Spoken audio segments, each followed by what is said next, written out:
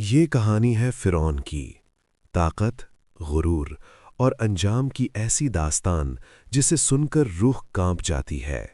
فرعون کی بادشاہت، مصر کی زمین، سونے جیسے محلات، وسیع دربار، ہزاروں غلام اور ایک ایسا بادشاہ جسے کوئی روک نہیں سکتا تھا۔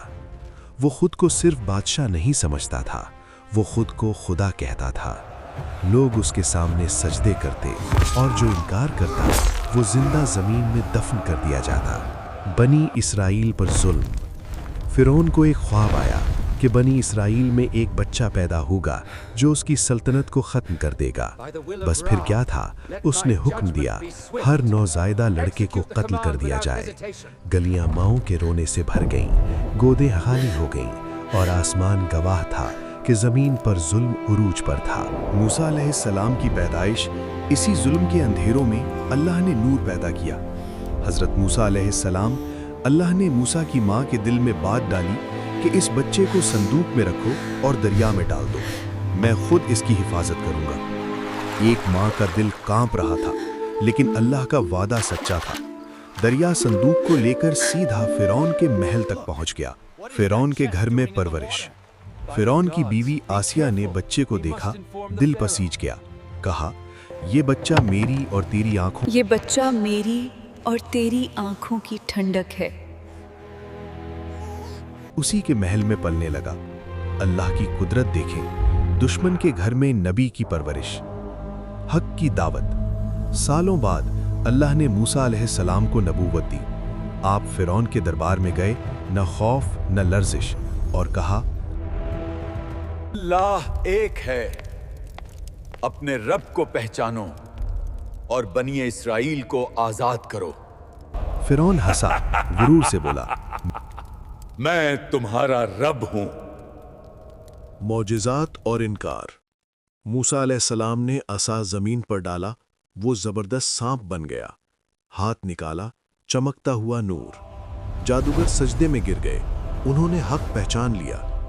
لیکن فرعون، وہ اور زیادہ ضدی ہو گیا۔ میں تم سب کو قتل کر دوں گا۔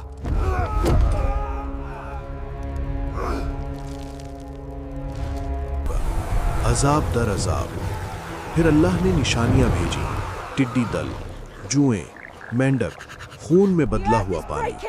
مصر لرز گیا، لوگ چیخنے لگے۔ فرعون کہتا، اے موسیٰ دعا کرو، ہم اے موسیٰ دعا کرو، ہم مان لیں گے۔